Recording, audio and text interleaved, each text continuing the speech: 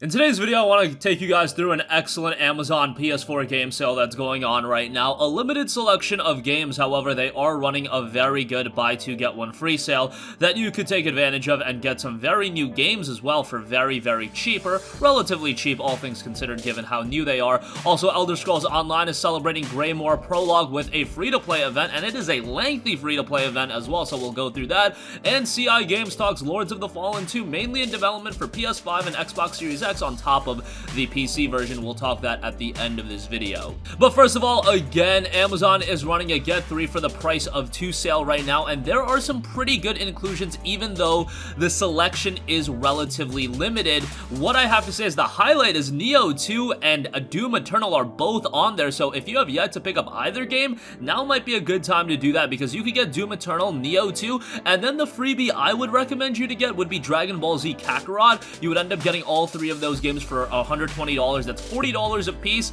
That's cheaper than DBZ Kakarot has been physically thus far, and Doom Eternal and Nioh 2, of course, they have not been $40, so that's really, really good. To get Nioh 2 for $40, given that it's only, what, 3 weeks old at this point, and it is a very, very good game. If you're a fan of challenging Souls-like titles, Nioh 2 is going to be right up your alley, and you're going to enjoy it. Obviously, it is very, very challenging, so, you know, it's not for the faint of heart, but you guys know what you're getting yourself into, so don't, you know, complain too much about the challenge. Honestly, it's a very rewarding game, and I think from that standpoint, it does quite well. Doom Eternal is also there. That is listed at $59.99, so that's pretty good as well. Again, with the buy two get one free factor and getting it for $40, I would say is a really good buy. Doom Eternal, an excellent game. Arguably the best game of the year thus far. Obviously, we can't say it's the best game of the year because the year still has a long, long ways to go, but Doom Eternal was a very, very well-made game. I have to say, in terms of polish, in terms of game design, Doom Eternal is one of the best games of probably of the last year. I could go that far, and this year so far, I really think it comes down to Nioh 2 or Doom Eternal, and funny enough, they both released in the last month. We're talking PS4 games if you want to throw in like Switch games and PC games into the fold, obviously. Things change quite drastically, but exclusively PS4 games, I think those are the 2 best games of the year. As far as DBZ Kakarot goes, you have to be a Dragon Ball Z fan. I think that goes without saying with any of these Dragon Ball games outside of maybe Fighters, but Dragon Ball Z Kakarot even more so, because if you assess it fundamentally as an RPG, it's a pretty mediocre game. I know it's really cool to hype up DBZ Kakarot, but really, if you assess it fundamentally as an RPG, there are a lot of bland elements to the game, and it does come across a little bit mediocre. However, you add in that layer of Dragon Ball fandom, and then that takes the game up a level. That's always going to be the case with anime games. You should be a fan of the IP, and that will probably doubly increase your enjoyment of the game, if not even triple. Some other games a part of this buy two get one free, you could go the route of picking up Code Vein for free. Code Vein is a freebie, I would say, is really good. That's listed at $36.99. That's why alongside Doom Eternal and Nioh 2, $37 is obviously a little bit of a drop-off, so the freebie that you get is obviously the cheapest game, might not be the best one. Darksiders Genesis is also there, so that's a pretty good one. I see DayZ there. Risk of Rain 2 is there. The Bard's Tale 4, Zombieland Double Trap. Catherine Full Body is there, but it's listed at $50, which is a little crazy. I think that's available on the PlayStation Store right now for $30, if I am not mistaken. So as a part of this buy two get one free sale, might not be the best thing in the world. Hitman Definitive Edition is there. Shenmue 3 is there. Wasn't the biggest fan of Shenmue 3, but nonetheless, that is something to check out. And of course, Death Stranding is there. How could I not mention that? Yeah, Death Stranding is there. So if you want to pick up Death Stranding, utilize this buy two get one free. Honestly, picking up Code Vein, Death Stranding, and Darksiders Genesis is a pretty good permutation there as well. Those are 3 pretty good games. I was really a big fan of Darksiders Genesis. I played it on the PC, and I enjoyed that game back in December.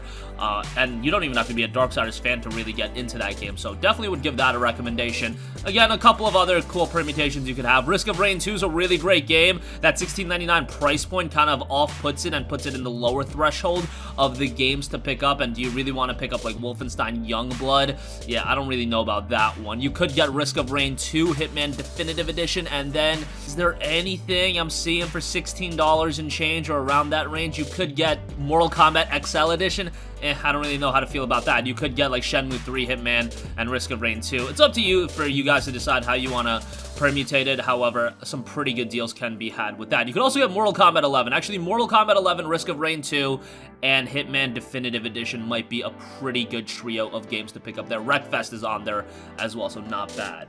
Alright, moving on from that, do also want to note Elder Scrolls Online celebrates Greymoor Prologue with a free-to-play event. Venture further into the dark heart of Skyrim as noted by PlayStation Lifestyle as the Elder Scrolls Online prepares for the arrival of the Greymoor content update with an upcoming free-play event. The long-running action MMORPG started a full year of Skyrim-adjacent content at the start of March with Harrowstorm and now continues the story in Western Skyrim with a mystical plot to take down the home of the Nords by the foul Ice Reach Coven. The Greymoor Prologue event begins today with a quest for all players called The Conspiracy. To celebrate the prologue, an Elder Scrolls Online free-to-play event takes place beginning Wednesday, April 1st, so this has been on for a little bit, I haven't mentioned it. Kicked off at 10 a.m. Eastern Time and runs through April 13th, so it is a lengthy free-play event. So if you're looking to get into Elder Scrolls Online, now would be the time to do so. You can try out the game for free, and you've got a lot of the additional content there as well, allowing full access to all of the game's content. Elder Scrolls Online started off as a very, very rocky experience, and obviously it's gotten considerably better. That's why when anyone ever raises the notion of a game being completely dead, look, I thought about that about ESO at one point. I thought it was completely dead. I definitely thought that for Final Fantasy XIV, and I definitely thought that about No Man's Sky as well. Am I saying Anthem is a game that's going to be revived? No, I'm not saying that at all, but it is sometimes nice to see these comeback stories for these games that did start off at one state and then they got considerably better. You could look at a game like Warframe as well. I wasn't a big fan of Warframe at launch, but that game is one of the best free-to-play games that is available right now, and a lot of fun can be had with that one. So it's always a little bit endearing when I see something like this, and Elder Scrolls Online has definitely been one of those games